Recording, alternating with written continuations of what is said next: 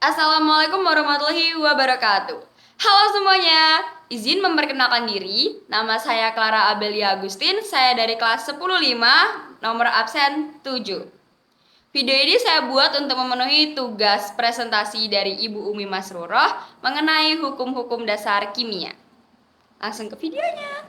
Hukum perbandingan tetap atau hukum Peirce. Hukum ini ditemukan oleh Joseph Louis Peirce.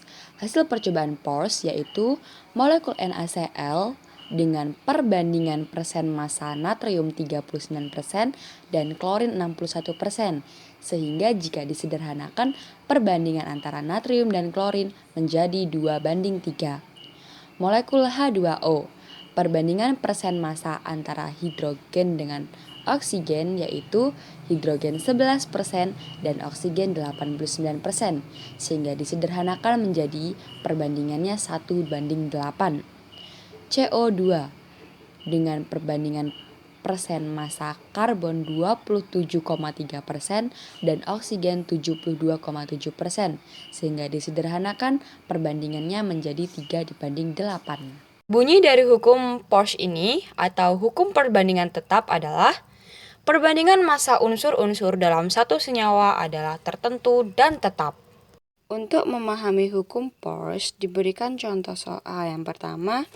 Perbandingan massa karbon terhadap oksigen dalam senyawa karbon dioksida atau CO2 adalah 3:8. Berapakah massa karbon dioksida yang terbentuk dan sisa reaksinya jika direaksikan karbon dan oksigen dengan massa sebagai berikut? Untuk menentukan perbandingan massa karbon dan oksigen yang akan bereaksi membentuk air, kita bisa membagi massa yang tersedia mula-mula dengan pembandingnya.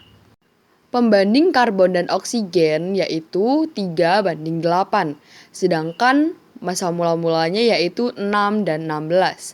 Maka perbandingan massa karbon yaitu 6:3 sama dengan 2, dan perbandingan massa oksigen 16:8 sama dengan 2.